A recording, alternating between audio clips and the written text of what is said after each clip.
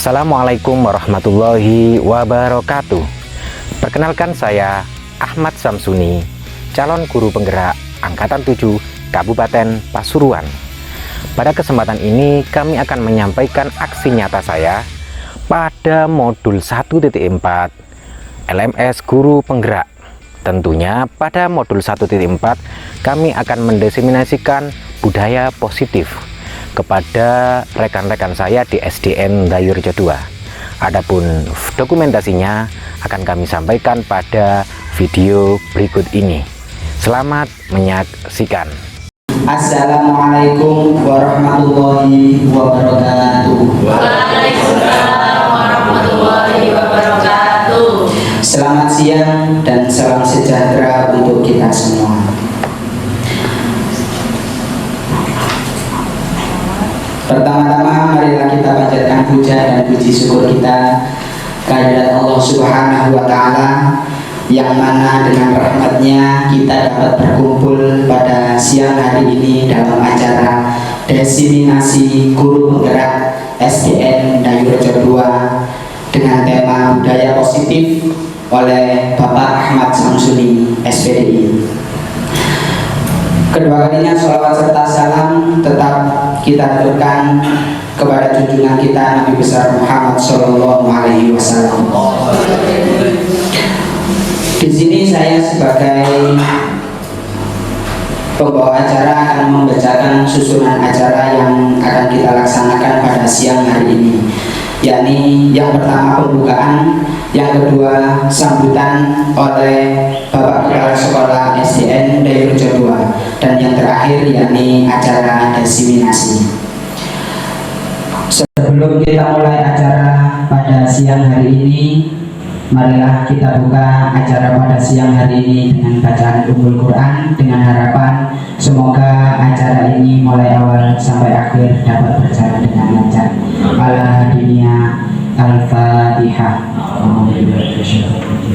Acara selanjutnya yakni sambutan oleh Bapak Kepala Sekolah SDN Dayurjo 2. Kepada Bapak Amir Hamzah kami persilahkan.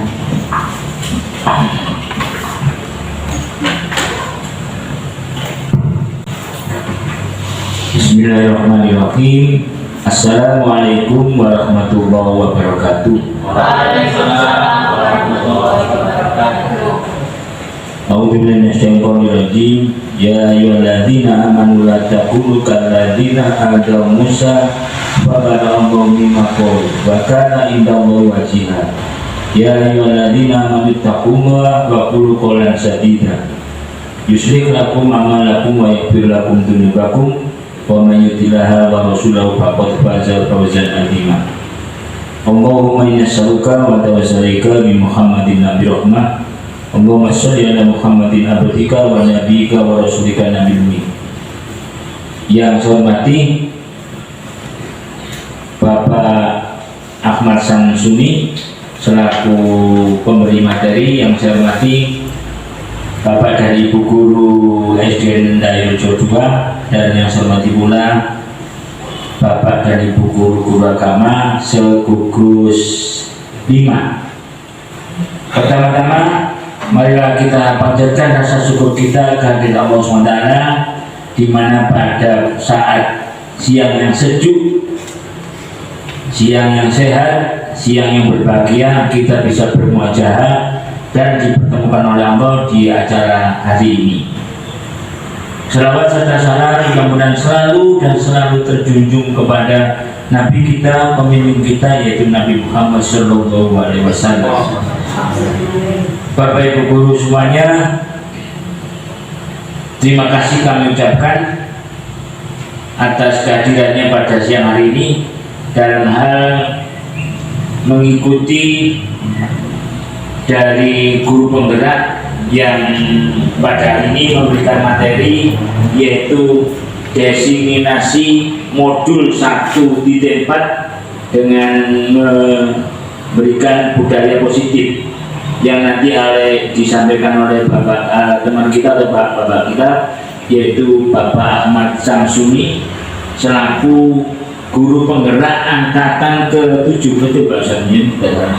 yaitu Pak Samsuni dari SDN kita atau dari tempat kita, yaitu SDN Dayurejo 2 Kecamatan Pigen Kabupaten Pasuruan. Kepada Bapak Ibu semuanya, saya tidak akan lupa selalu menyampaikan terima kasih atas kedatangannya dan atas dukungannya dalam hal program-program yang akan dijalankan oleh guru penggerak angkatan ke-7, termasuk teman kita Bapak Ahmad Samsuni. Mudah-mudahan apa yang diinginkan dan apa yang dicapai nanti mudah-mudahan segera tercapai dan terwujud, sehingga kita semuanya bisa menjadi pendorong dan mudah-mudahan kita juga menjadi penerus dari guru penggerak. Selanjutnya saya ucapkan terima kasih dan saya ucapkan selamat kepada Bapak Ahmad Samsuni. Bahwasanya mulai sudah beberapa bulan ini Pak Samsuni sudah tercapai dan mencapai guru penggerak angkatan ke-7. Mudah-mudahan menjadikan contoh untuk kita semuanya. Bapak Ibunya tidak panjang lebar lagi, mari kita bersama-sama mendorong dan mendukung acara hari ini. Mudah-mudahan Pak Samsuni berhasil apa yang diinginkan. Demikian dari sambutan saya, mohon maaf. Akhirnya, Assalamualaikum warahmatullahi wabarakatuh. Waalaikumsalam warahmatullahi wabarakatuh. Terima kasih atas sambutan yang diberikan oleh Bapak Kepala Sekolah SDN Dayurejo 2. Acara selanjutnya yakni desiminasi guru penggerak modul 1.4 dengan tema budaya positif oleh Bapak Ahmad Samsuni. Kepadanya kami persilakan.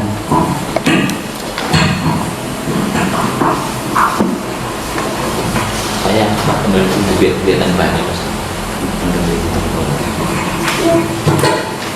Assalamualaikum warahmatullahi wabarakatuh. Waalaikumsalam warahmatullahi wabarakatuh.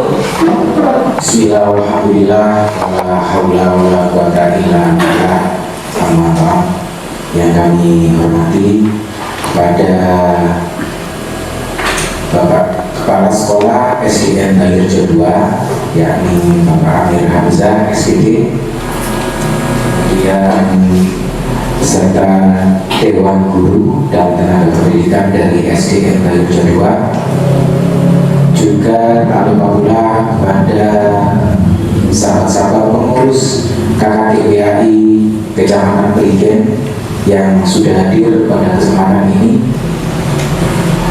Pertama-tama mari kita panjatkan rasa syukur kita kepada Allah SWT atas segala rahmat, taufik dan hidayahnya, sehingga kita bisa hadir dalam rangka desiminasi modul 1.4 budaya positif yang merupakan rangkaian aksi nyata di modul 1.4. Jadi Bapak Ibu perlu diketahui bahwa dalam modul 1 itu terbagi atas modul 1.2, modul 1.1, 1.2, 1.3, dan 1.4. Dan desiminasi budaya positif ini merupakan aksi nyata yang keempat yang saya lakukan, tepatnya di modul 1.4. Bapak Ibu semuanya yang berbahagia, sebelum desiminasi kami lakukan, yang pertama kami mengucapkan terima kasih sangat kepada panjenengan semuanya yang sudah meluangkan waktu, yang sudah hadir di sini. Karena apa? Mungkin biasanya panjenengan semuanya setelah ngajar, setelah menunaikan sholat zuhur, sambil menunggu jam pulang, panjenengan direwuk yang biasanya semestinya harus mengerjakan perencanaan pembelajaran besok pagi, yang semestinya biasanya mengerjakan evaluasi pembelajaran yang dilaksanakan hari ini. Namun pada saat ini panjenengan semuanya harus meluangkan waktu untuk mendengarkan cerita saya, desiminasi, atau saya ingin berbagi terhadap panjenengan semuanya tentang bagaimana itu melahirkan yang namanya budaya positif yang telah saya peroleh dari ilmu yang saya peroleh pada waktu melakukan kegiatan guru penggerak pada modul 1.4. Bapak Ibu semuanya, perlu kami ketahui, perlu kami sampaikan kepada panjenengan semuanya bahwa di sini saya sampaikan, saya Ahmad Samsuni dari SDN Bayurejo 2, calon guru penggerak angkatan 7 Kabupaten Pasuruan, yang mana kami didampingi oleh pengajar praktik yaitu Ibu Dian Saraswati yang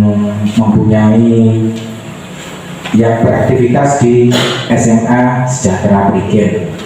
Kemudian kami difasilitatori oleh Bapak Sudiarto yang mana beliau dari SMKN Jember. Bapak Ibu semuanya yang berbahagia, langsung saja kita ke materi, yaitu tentang budaya positif. Kira-kira Bapak tahu nggak? Kira-kira apa sih budaya positif? Mungkin ada yang mau menyampaikan budaya positif. Monggo, nanti ada yang mau menyampaikan apa sih budaya positif? Kira-kira Pak Amir? Monggo. Kebiasaan yang baik. Seperti apa yang disampaikan oleh Bujang tadi adalah kebiasaan yang baik. Jadi terima kasih Bujang atas pendapatnya bahwa yang dinamakan dengan budaya positif itu kebiasaan yang baik.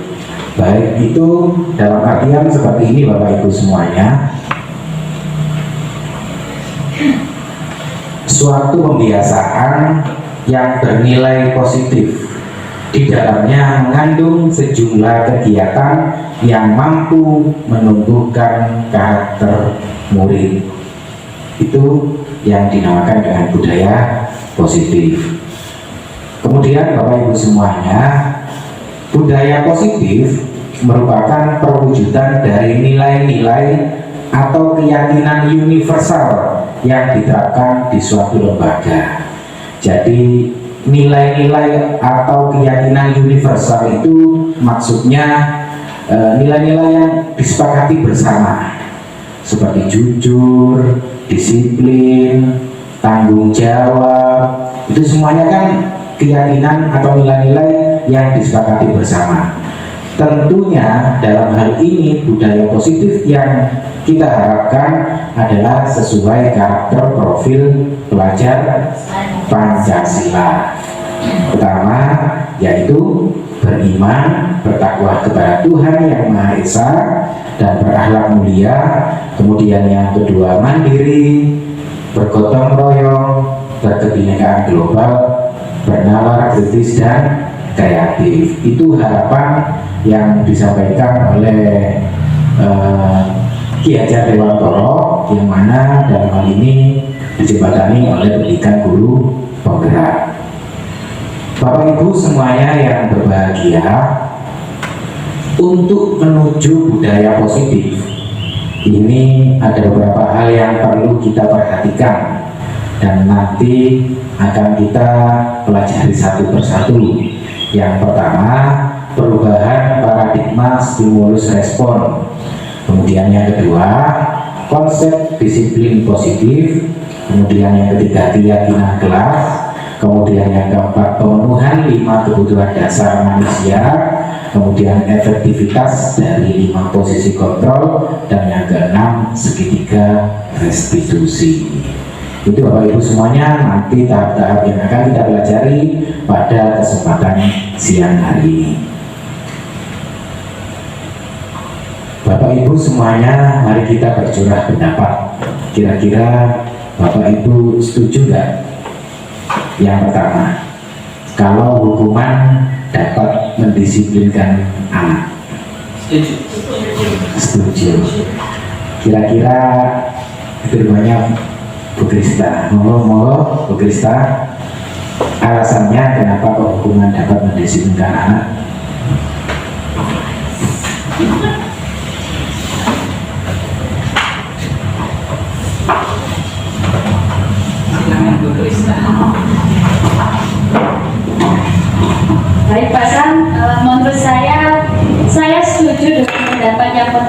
bahwa hukuman dapat mendisiplinkan anak. Menurut saya dengan kita memberikan hukuman, anak-anak jadi lebih tahu, oh ini saya salah. Nah, misalnya seperti itu. Jadi dengan memberikan hukuman, anak-anak bisa tahu dia salah sehingga tidak mengulangi lagi. Tapi hukuman yang diberikan juga harus melihat kesalahannya, bukan semena-mena atau berupa fisik yang diberikan. Menurut saya seperti itu. Terima kasih atas apa yang disampaikan Bu Kristawan. Berikutnya yang nomor 2, pemberian hukuman dengan hal positif seperti dihukum membaca atau membersihkan kelas dapat meningkatkan disiplin anak. Monggo, jika ada yang mau berpendapat, monggo Pak Baca dari Ketua KKTPAI Kecamatan Bligen.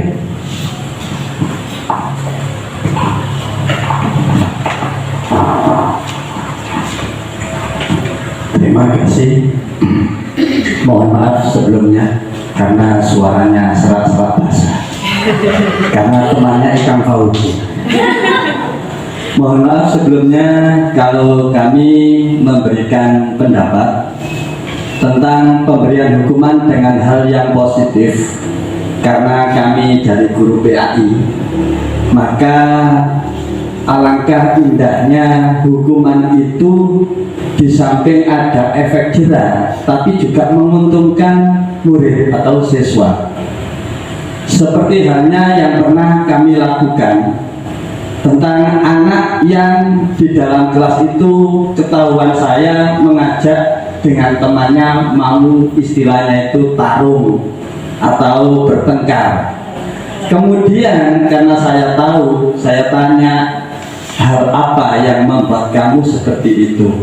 Ternyata hal sepele, karena mainannya itu rusak, padahal temannya tidak sengaja itu kesenggol sehingga putus, etek itu putus. Akhirnya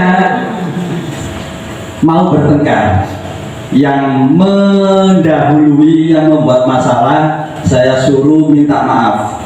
Setelah itu yang punya mainan tidak terima, akhirnya keduanya saya berikan hukuman. Yang pertama saya beri hukuman dengan menghafal surat pendek. Dengan menghafal surat pendek itu, anak yang tadinya saya tanya, kamu surat apa yang hafal?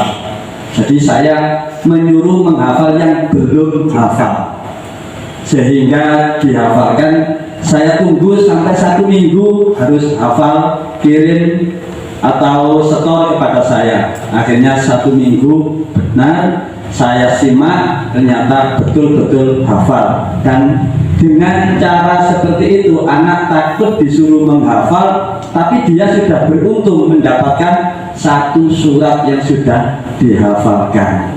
Itu hukuman menurut saya positif.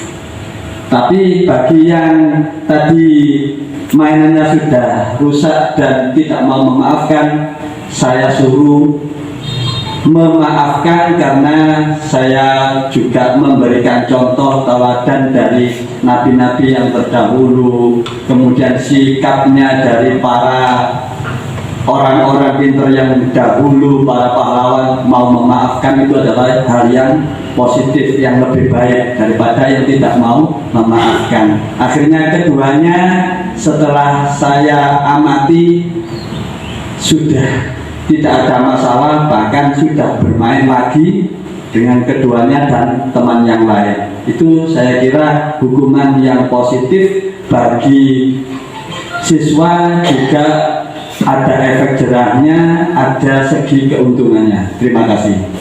Ya, terima kasih, tepuk tangan.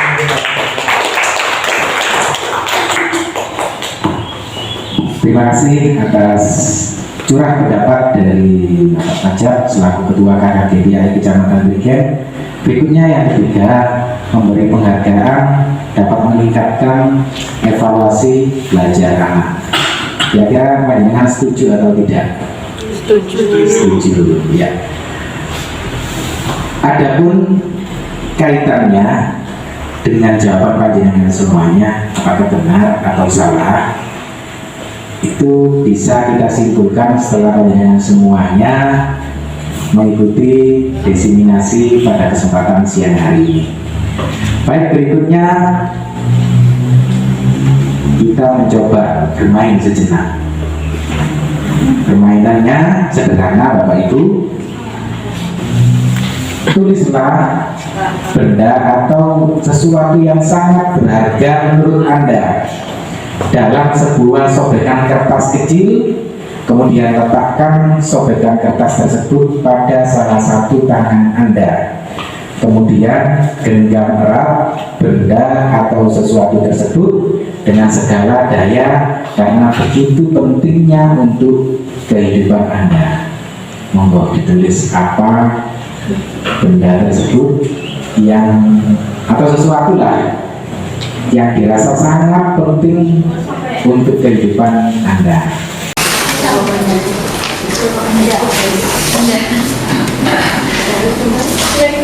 Berpasangan, jadi satu menyopek, satu nanti dulu. Nabi jangan baca.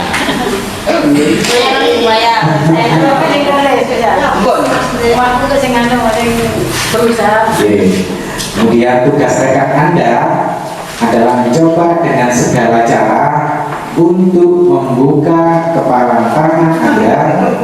Teman Anda boleh membujuk, menghardik, mengintimidasi, memarahi, menggoda, menggelitik, bahkan menawari Anda uang agar Anda bersedia membuka kepala tangan Anda.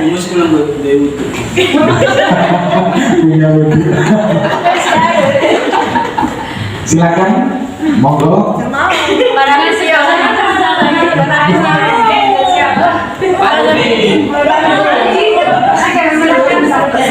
Iya.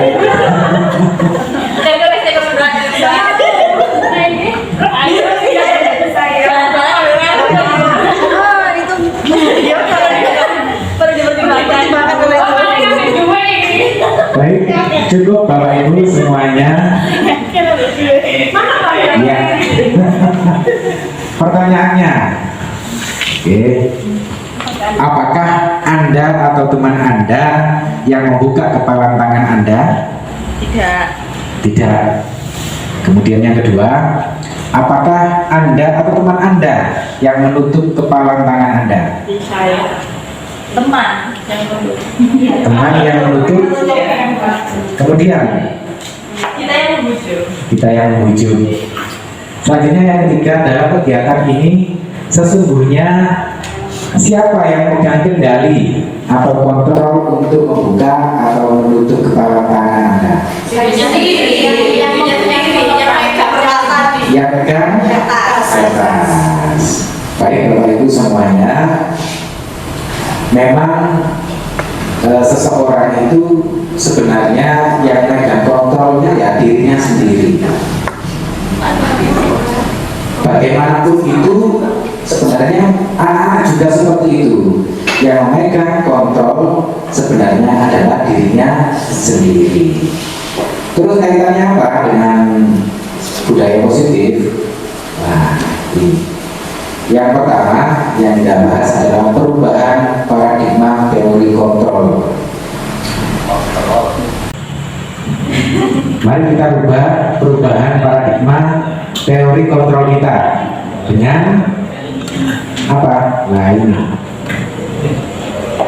Bapak Ibu semuanya, ini ada ilusi kontrol yang seakan-akan kita mengontrol, ternyata hanya semu. Ini dari teori yang saya peroleh dari guru penggerak. Yang pertama, ilusi guru mengontrol murid. Kita seakan-akan bisa mengontrol murid, tapi ternyata sebenarnya yang mengontrol itu dirinya sendiri ya anak semuanya.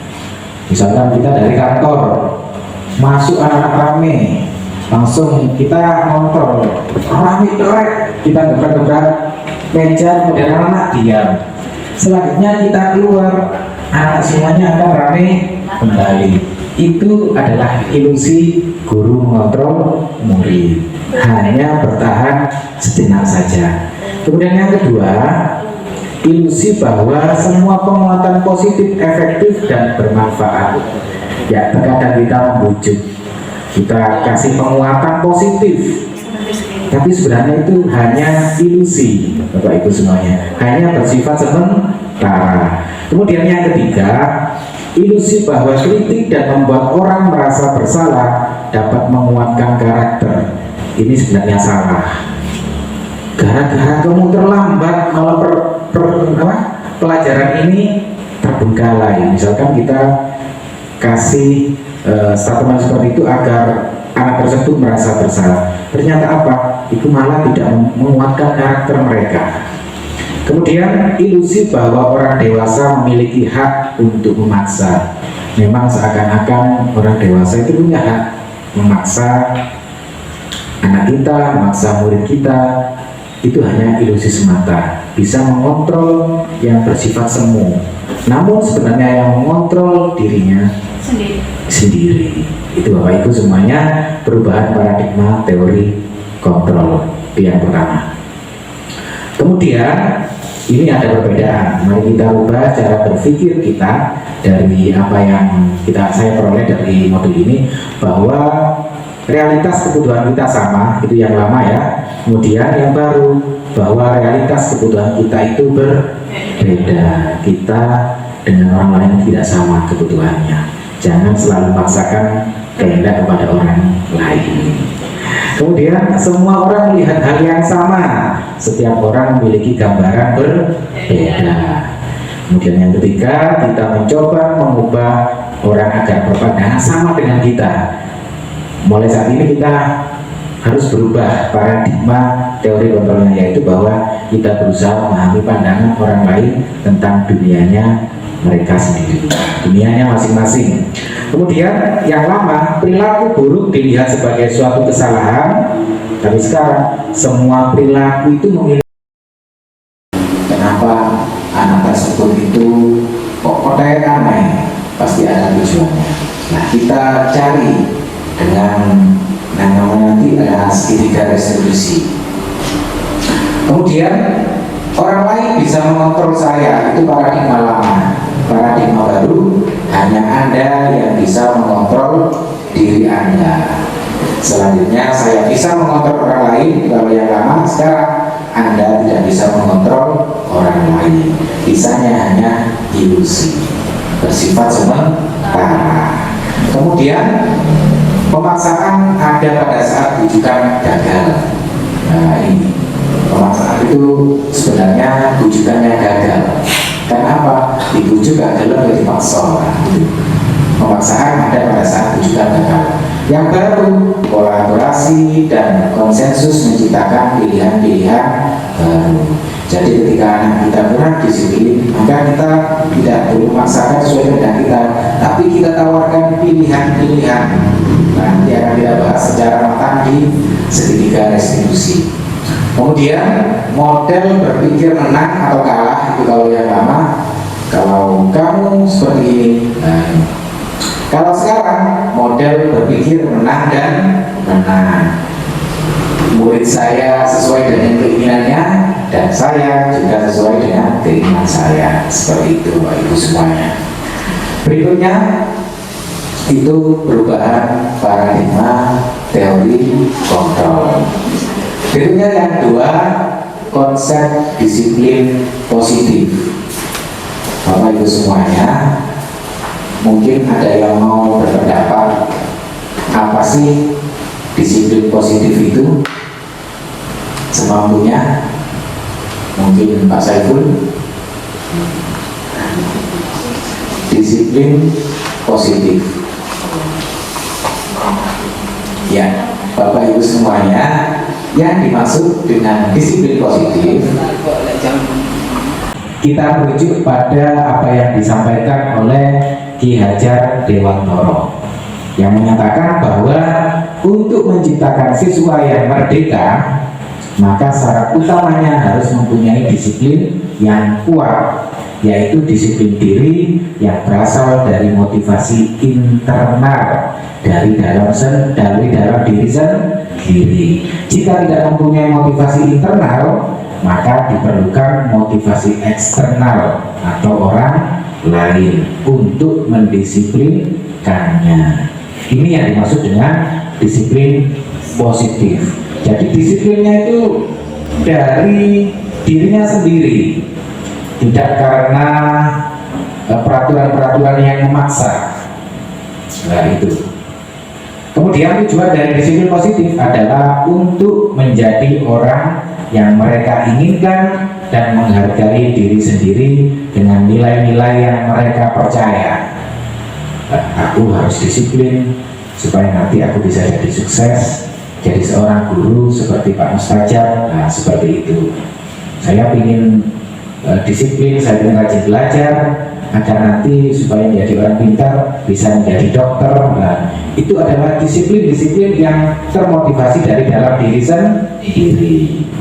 Ketika murid-murid kita memiliki motivasi tersebut, mereka telah memiliki motivasi intrinsik yang berdampak jangka panjang. Motivasi yang tidak akan terpengaruh pada adanya hukuman atau hadiah. Mereka akan tetap berperilaku baik dan berlandaskan nilai-nilai kebajikan karena mereka ingin menjadi orang yang menjunjung tinggi nilai-nilai yang mereka hargai atau mencapai suatu tujuan mulia. Itu Bapak Ibu semuanya tujuan dari disiplin positif.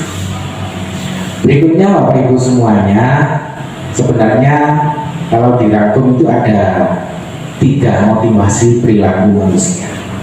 Bisa kita melihat diri kita sendiri atau ke anak-anak semuanya.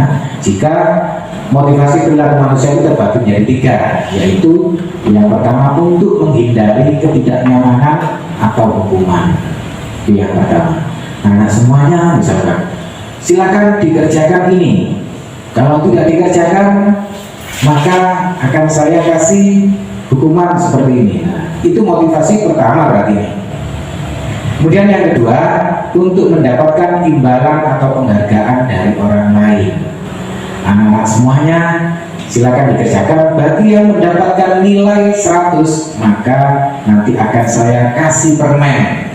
Nah, berarti itu motivasi yang nomor 2. Berikutnya yang ketiga, untuk menjadi orang yang mereka inginkan dan menghargai diri sendiri dengan nilai-nilai yang mereka percaya. Motivasi yang ketiga inilah merupakan tujuan dari disiplin positif. Karena apa?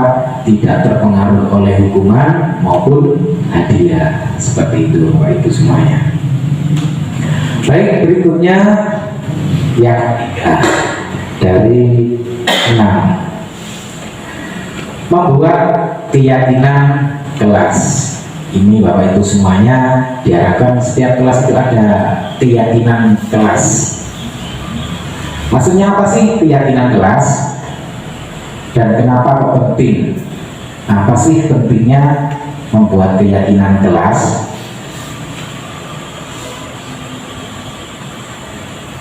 Seseorang akan lebih tergerak dan bersemangat untuk menjalankan keyakinannya daripada hanya sekedar mengikuti serangkaian peraturan tertulis tanpa makna. Murid-murid pun demikian. Mereka perlu mendengarkan dan memahami arti sesungguhnya tentang peraturan-peraturan yang diberikan. Apa nilai-nilai kebajikan di balik peraturan tersebut? Apa tujuan utamanya? Dan menjadi tidak tertarik atau takut sehingga hanya sekedar mengikuti serangkaian peraturan-peraturan yang mengatur mereka tanpa memahami tujuan mulianya. Memang terkadang kita sodorkan peraturan, ini peraturan kelas 5, peraturan kelas 6. Nah, sekarang kita bergeser ke keyakinan kelas. Ini kalau dalam bahasa lain mungkin akan lebih mendekati ke prinsip. Nah, seperti itu. Bapak Ibu semuanya, ini contoh. Mengapa kita memiliki peraturan tentang penggunaan helm pada saat mengendarai kendaraan roda 2 atau motor? Kemungkinan jawaban adalah untuk keselamatan, tidak karena ditilang polisi. Jadi kalau sudah tertanam keyakinan dalam dirinya, aku demi keselamatanku, maka aku harus memakai helm. Itu. Kemudian yang kedua, mengapa kita memiliki peraturan tentang penggunaan masker dan cuci tangan setiap saat? Kemungkinan jawaban Anda adalah untuk kesehatan atau keselamatan. Jika punya keyakinan seperti itu, maka dimanapun kita akan memakai masker demi kesehatan atau keselamatan. Apalagi masa COVID atau sering dikatakan oleh Pak Amir obat COVID ini ya. Gitu. Jadi berangkatnya dari keyakinan diri. Nah, keyakinan diri itu akan lebih bekas kepada anak-anak semuanya. Nah, oleh karena itu, bagaimana cara membuat keyakinan kelas? Nah, ini mungkin hal-hal yang perlu diperhatikan dalam membuat keyakinan kelas. Yang pertama, keyakinan kelas bersifat lebih abstrak daripada peraturan yang lebih rinci dan nyata. Kemudian keyakinan kelas berupa pernyataan universal. Kemudian pernyataan keyakinan kelas selalu dibuat dalam bentuk positif. Keyakinan kelas harusnya dibuat tidak terlalu banyak sehingga mudah diingat dan dipahami oleh semua anggota kelas. Kemudian keyakinan kelas hendaknya sesuatu yang dapat diterapkan di lingkungan itu. Kemudian semua anggota kelas hendaknya ikut berkontribusi dalam pembuatan keyakinan kelas. Jadi seluruh anak-anak kita kasih curah pendapat melalui kegiatan curah pendapat ya. Kemudian semua anggota kelas bersedia meninjau kembali keyakinan kelas dari waktu ke waktu. Jadi fleksibel sesuai keadaan waktu itu. Misalkan keyakinan kelas di kelas 1 tahun ini tidak sama dengan tahun kemarin. Kenapa?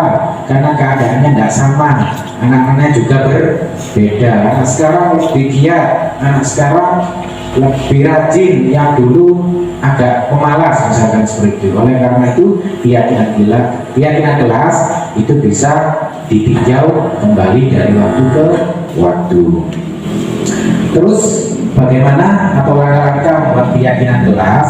Yang pertama, memberikan kesempatan kepada semua siswa untuk berpendapat tentang peraturan yang perlu disepakati di kelas. Jadi setiap siswa itu dikasih kesempatan. Kemudian yang kedua, mencatat semua masukan siswa di papan tulis atau di kertas besar sehingga semua siswa bisa melihatnya. Kemudian yang ketiga, menyusun keyakinan kelas sesuai prosedur pembentukan keyakinan kelas. Salah satunya, ubahlah kalimat negatif menjadi kalimat positif. Contoh, jangan berlari di kelas menjadi berjalanlah di kelas. Itu langkah yang ketiga. Kemudian langkah yang keempat, meninjau kembali daftar pendapat yang telah dicatat, kemudian mengajak siswa untuk mencari nilai kebajikan atau keyakinan yang menjadi inti peraturan tersebut. Contoh, berjalan di kelas, mendengarkan guru, dan datang tepat waktu bisa disadikan menjadi satu keyakinan saja, yaitu saling menghormati. Kemudian keyakinan-keyakinan ini kemudian dijadikan daftar untuk disepakati. Berikutnya yang kelima, meninjau ulang keyakinan kelas secara bersama-sama. Hendaknya keyakinan kelas tidak terlalu banyak agar mudah untuk diingat. Idealnya 3-7 keyakinan atau prinsip. Cuma kalau lebih ya apa-apa, cuma idealnya memang 3-7. Berikut Bapak Ibu semuanya yang keenam, setelah keyakinan kelas selesai dibuat, maka semua anggota kelas dapat meninjau ulang dan menyetujuinya dengan menandatanganinya guru dan siswa. Kenapa kok perlu ditandatangani juga? karena nanti agar lebih mudah kita mengingatkan anak-anak, kamu sudah tanda tangan loh ya. Nah, seperti itu. Keyakinan kelas dapat ditempel di dinding kelas agar mudah untuk dilihat. Itu Bapak Ibu semuanya langkah-langkah membuat keyakinan kelas. Ini beberapa contoh keyakinan kelas. Nah, ini misalkan keyakinan kelas 1. Setiap anggota kelas perlu belajar, perlu senang, melakukan tugas, saling menghargai. Setiap anggota kelas perlu merasa aman. Nah, ini contoh ya. Kemudian yang kedua, keyakinan kelas 5, selalu bersikap positif. Nah, ini kita sesuaikan dengan keadaan sekolah kita masing-masing. Ini contoh keyakinan kelas 7. Kami meyakini bahwa sangat penting untuk menghormati semua orang dan barang milik orang lain. Berarti ini mungkin yang tersiratnya adalah tidak mencuri, tidak mengambil barang orang lain, nah seperti itu. Kemudian contoh yang lain, budaya positif, aku malu jika datang terlambat, tidak belajar. Nah, ini semuanya yang membuat adalah siswa dan guru di kelasnya masing-masing. Baik Bapak Ibu semuanya, kita sekarang ke yang keempat dari 6 hal yang harus kita lakukan untuk menuju ke budaya positif, yaitu pemenuhan kebutuhan dasar manusia. Kenapa? Karena semua yang dilakukan setiap manusia itu tentu mempunyai tujuan. Buyonai, buranai, bukotean toh pasti ada tujuannya, yaitu untuk mendapatkan apa yang diinginkan. Kemudian 5 kebutuhan dasar manusia. Yang pertama, kebutuhan bertahan hidup, merupakan kebutuhan yang bersifat fisiologis untuk bertahan hidup. Misalnya kesehatan, rumah, dan makanan. Komponen psikologis dari kebutuhan ini adalah kebutuhan akan perasaan aman. Jadi mari kita ciptakan rasa aman kepada siswa di kelas kita masing-masing. Berikutnya, yang kedua, kebutuhan cinta dan kasih sayang, kebutuhan untuk diterima. Nah, ini pengalaman saya di kelas 4 ke kelas 5 itu ada beberapa siswa yang dulu kurang aktif.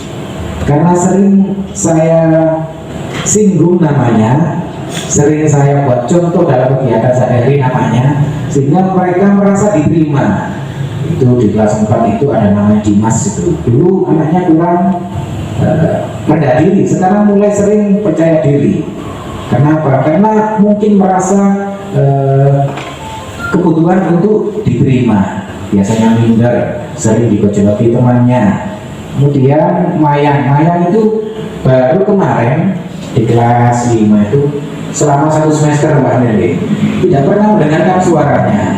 Nah, kemarin sudah mulai saya bisa mendengarkan suaranya, sudah mulai bertanya, sudah mulai menyampaikan keluh kesahnya. Ini mungkin dugaan saya, karena apa? Karena kebutuhan untuk diterima, karena sudah sering saya singgung namanya, untuk jadikan contoh yang baik. Nah, itu. Kemudian kebutuhan dasar berikutnya yaitu kebutuhan penguasaan atau kebutuhan pengakuan atas kemampuan. Nah, ini penting ini. Kadang kita ngasih tugas, kita nggak sempat saking sibuknya dengan kegiatan guru-guru yang lain, sehingga anak mengerjakan tugas terkadang belum sempat kita koreksi, sehingga hal ini akan mematahkan semangat anak, merasa kecewa. Nah, seperti itu. Kemudian yang keempat, kebutuhan kebebasan atau kebutuhan akan pilihan. Nah, ini salah satu hal dasar dari kurikulum Merdeka. Jadi ketika kita sebelum mengajar, kita harus melakukan tes diagnosis awal, yaitu menemukan kebutuhan masing-masing siswa. Oleh karena itu kita menggunakan metode pembelajaran yang bervariasi. Kita kasih pilihan. Mungkin ada anak yang suka menulis, mungkin ada anak yang kelebihannya berbicara, Nah, seperti itu. Kemudian yang kelima, kebutuhan kesenangan, kebutuhan untuk merasa senang. Oleh karena itu, metode-metode yang kita sampaikan ke anak-anak, idealnya kalau menurut prinsip ini harus memberikan rasa enjoy, rasa senang kepada anak-anak semuanya, menyenangkan. Berikut kita ke poin 5, yaitu efektivitas 5 posisi kontrol menuju budaya positif. Bapak Ibu semuanya, 5 posisi kontrol yang sering kita lakukan itu setidaknya ada 5. Yang pertama sebagai penghukum, yang kedua membuat orang merasa bersalah, yang ketiga terkadang kita kontrolnya selayaknya kita berposisi sebagai teman, kemudian ada yang sebagai monitor atau pemantau, kemudian yang kelima adalah sebagai manajer. Bagaimana hal itu bisa kita lakukan? Nah, ini kita jabarkan satu persatu. Yang pertama, kita sebagai penghukum. Seorang penghukum dapat menggunakan hukuman fisik dan verbal. Guru yang menjalankan posisi penghukum akan berkata, patuhi aturan saya, atau awas nanti. Nah, seperti itu. Awas nanti kalau kamu tidak mengerjakan. Awas nanti kalau kamu rame waktu kegiatan belajar mengajar. Kamu selalu saja salah. Nah, ini berarti karakter penghukum. Kemudian yang kedua, membuat orang merasa bersalah. Pada posisi ini biasanya guru akan bersuara lebih lembut, menggunakan keheningan yang membuat siswa menjadi tidak nyaman, bersalah atau rendah hati. Berkata lembut tapi tidak nyaman. Contoh kata-kata guru dalam posisi ini adalah, Bapak sangat kecewa dengan kamu. Aduh, ini berapa kali ibu harus memberitahu kamu ya. Nah, gara-gara kamu melakukan ini jadinya seperti ini. Nah, itu posisi guru sebagai orang yang membuat orang merasa bersalah. Iya. Berikut yang ketiga, kira-kira posisi kita yang mana ini sebagai teman. Dalam posisi ini guru tidak akan menyakiti murid, tapi akan selalu berusaha mengontrol siswa melalui persuasi. Posisi ini dapat berdampak positif dan negatif juga. Positif berupa hubungan yang baik antara guru dan siswa. Contoh kata-kata guru yaitu, ayo bantu demi ibu ya. Nah, seperti itu. Ayo, ingat tidak semua bantuan ibu selama ini.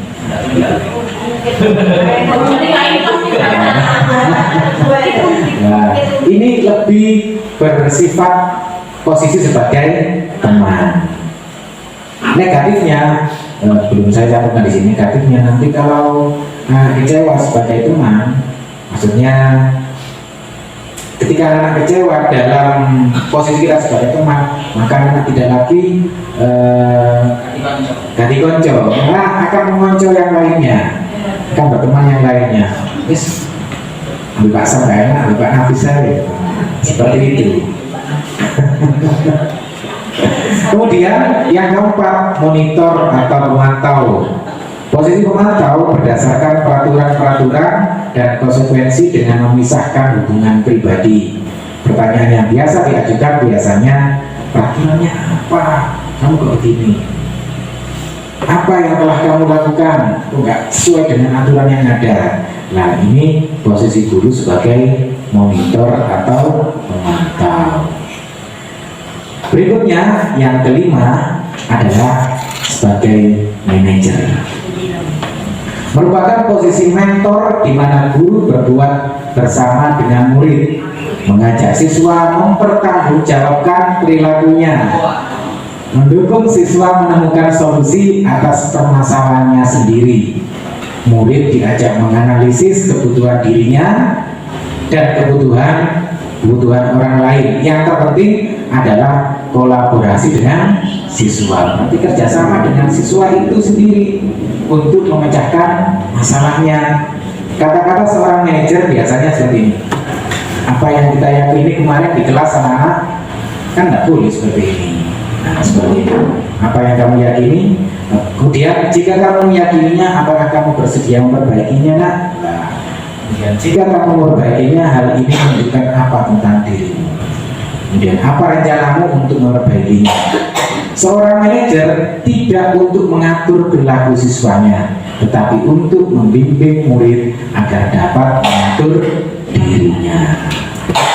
Tujuan dari 5 posisi kontrol guru terhadap siswa adalah mencapai posisi manajer. Jadi kelima tadi harapannya bisa mencapai ke posisi manajer, di mana posisi ini siswa dapat menjadi pribadi yang mandiri, merdeka, dan bertanggung jawab atas segala perilaku dan sikapnya, yang pada akhirnya dapat menciptakan lingkungan yang positif, aman, dan nyaman. Berikutnya, yang keenam adalah segitiga restitusi. Segitiga restitusi. Apa sih restitusi itu? Restitusi adalah proses menciptakan kondisi bagi murid untuk memperbaiki kesalahan mereka, sehingga mereka bisa kembali pada kelompok mereka dengan karakter yang lebih kuat. Ini menurut Gosen 2004. Kemudian menurut Wilson Gosen 96, restitusi juga adalah proses kolaboratif yang mengajarkan murid untuk mencari solusi untuk masalah dan membantu murid berpikir tentang orang seperti apa yang mereka inginkan dan bagaimana mereka harus memperlakukan orang lain. Seperti itu arti dari restitusi. Bapak Ibu semuanya, di bawah ini adalah ciri-ciri restitusi yang membedakannya dengan program disiplin lainnya. Yang pertama, restitusi bukan untuk menebus kesalahan, tetapi untuk belajar dari kesalahan. Kemudian yang kedua, restitusi adalah tawaran, bukan paksaan. Kemudian yang ketiga, restitusi menuntut untuk melihat ke dalam diri. Restitusi mencari kebutuhan dasar yang mendasari tindakan. Kita cari alasannya, kenapa kamu tadi kok terlambat, kenapa kamu tadi kok rame. Nah, seperti itu. Restitusi diri adalah cara yang paling baik, ini menurut teori ini. Kemudian restitusi fokus pada karakter, bukan tindakan. Jadi memperbaiki karakter dari siswa. Kemudian restitusi menguatkan karakter, restitusi fokus pada solusi, restitusi mengembalikan murid yang berbuat salah pada kelompoknya. Kelompok apa? Kelompok anak yang rajin misalkan, dikembalikan lagi agar kembali rajin, kembali disiplin lagi. Baik Bapak Ibu semuanya, berikutnya penerapan segitiga restitusi. Ini hal yang sangat ingin saya ketahui waktu itu, kok judulnya kok segitiga restitusi dan bagaimana penerapannya. Ya, yang pertama sebenarnya ada 3 langkah sederhana Bapak Ibu. Yang pertama, menstabilkan identitas.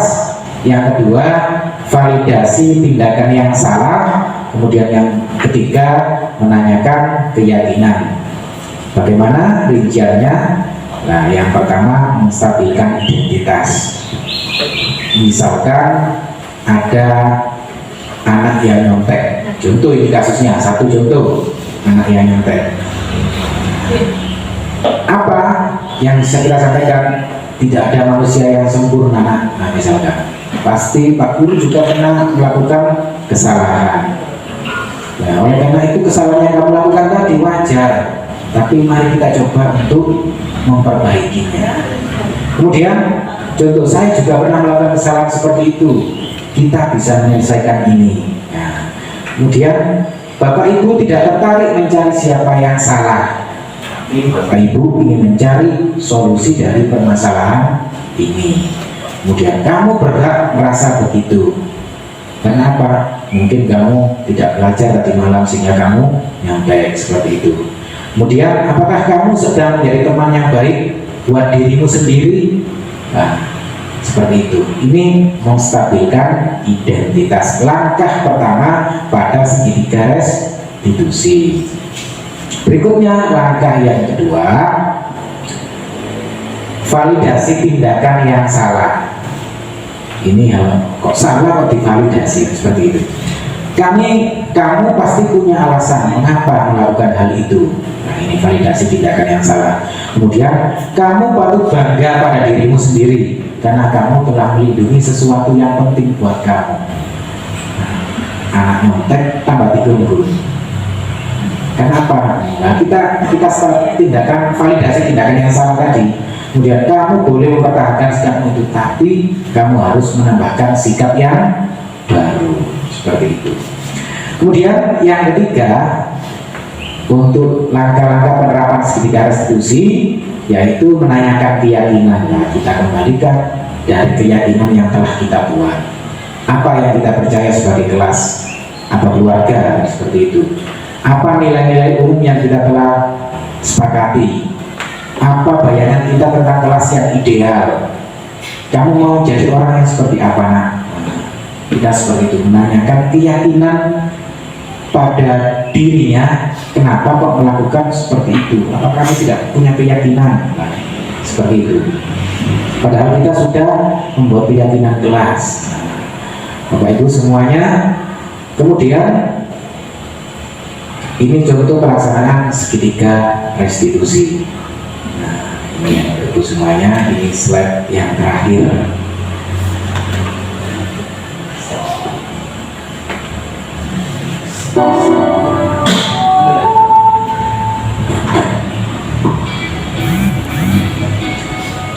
Demonstrasi konseptual ini saya praktek melakukan budaya positif segitiga restitusi. Ini pengertiannya.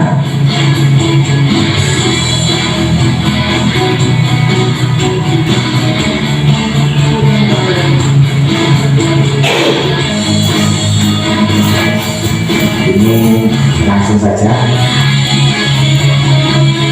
Skenario kasus 1, Dimas adalah siswa yang sering terlambat ke sekolah. Dia selalu tergesa-gesa yang menyebabkan Dimas tidak bisa hadir tepat waktu. Permasalahan tersebut akan kami selesaikan dengan menggunakan segitiga restitusi.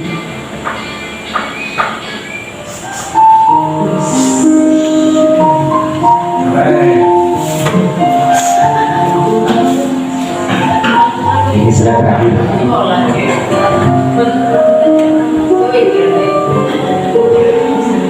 Masih penting. Apa ini punya ini?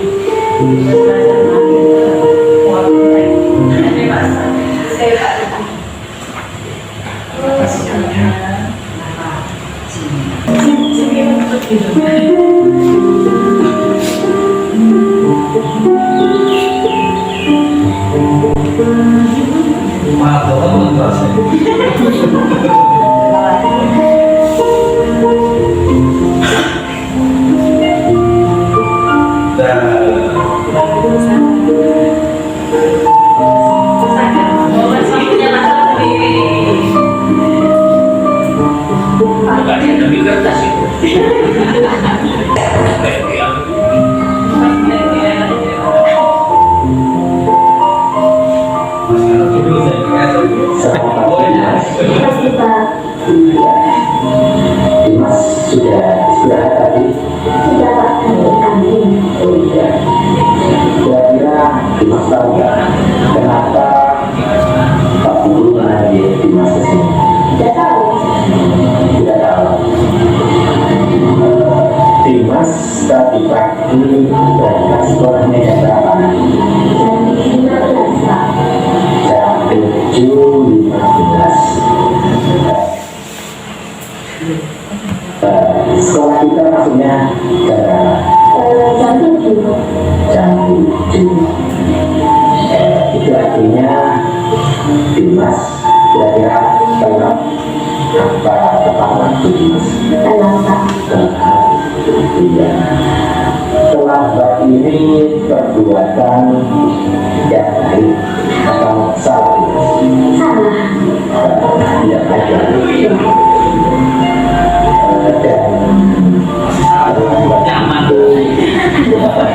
Dan yang salah tentunya setiap manusia itu pasti pernah berbuat salah, termasuk pasang itu juga pernah bertambah untuk menghadiri sebuah acara. Tapi di sini pasang tidak mencari siapa yang salah, tapi pasang mau membantu Dimas untuk mencari solusi atas masalah yang di masyarakat. Jadi Bapak Ibu semuanya, rangkaian pertama tadi pada segitiga restitusi adalah menstabilkan identitas. Kemudian yang kedua menanyakan keyakinan kelas. Bagaimana keyakinan kelas yang telah kita buat bersama. Disiplin dan tepat waktu. Nah, ini keyakinan kelas yang telah dibuat di kelas 6. Dimas yakin kalau disiplin dan tepat waktu itu penting untuk kita. Ya, Yakin? yakin. Baik. Sekarang yang Dimas lakukan supaya Dimas itu datang ke sekolahnya tidak terlambat dan tepat waktu serta disiplin, gimana caranya? Tidur lebih awal. Tidur lebih awal. Terus apa lagi nak?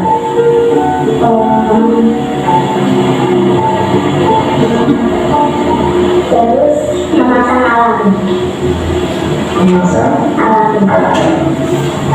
Oke nak, tidur lebih awalnya jam berapa kira-kira? Jam 8. Jam 8. Kalau sebelumnya jam 9, tapi sekarang jam 8. Kemudian terpasang alarm. Ya. Baik, pasang alarmnya itu sebelum sholat subuh aja supaya Dimas juga bisa melaksanakan sholat subuh. Kemudian kira-kira kapan Dimas mau mulainya?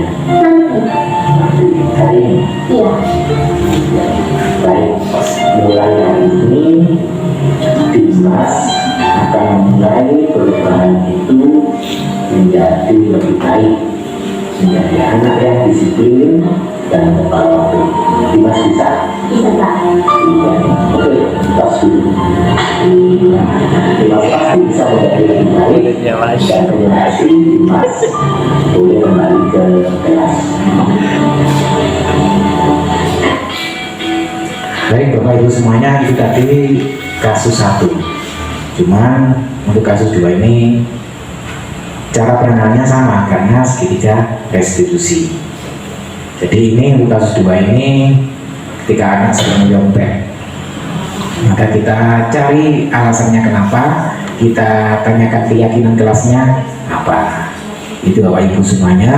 Jadi untuk mencapai budaya positif itu banyak hal yang harus kita lakukan, mulai dari perubahan apa tadi, perubahan pola pikir, teori kontrol, kemudian yang kedua konsep disiplin positif. Jadi kita tahu bagaimana sih disiplin positif itu, berarti disiplin dari hati atau dari dirinya sendiri. Nah, kemudian keyakinan kelas, kemudian pemenuhan 5 kebutuhan dasar manusia, kemudian efektivitas dari 5 posisi kontrol, yang mana endingnya harus ke posisi manajer, dan yang terakhir penerapan segitiga restitusi. Itu Bapak Ibu semuanya hal-hal yang bisa kami sampaikan terkait aksi nyata di modul 1.4 budaya positif. Semoga bermanfaat bagi kita semuanya, dan tentunya saya mengucapkan terima kasih sangat kepada panjenengan semuanya yang semestinya harus membuat perangkat mengajar untuk besok atau evaluasi pelajaran hari ini. Ternyata panjenengan semuanya harus rela mendengarkan apa yang saya dapat dari modul 1.4 budaya positif. Sekali lagi terima kasih sangat dan mohon maaf bila ada kekurangan. Lahir dalam, wassalamualaikum warahmatullahi wabarakatuh. Waalaikumsalam warahmatullahi wabarakatuh.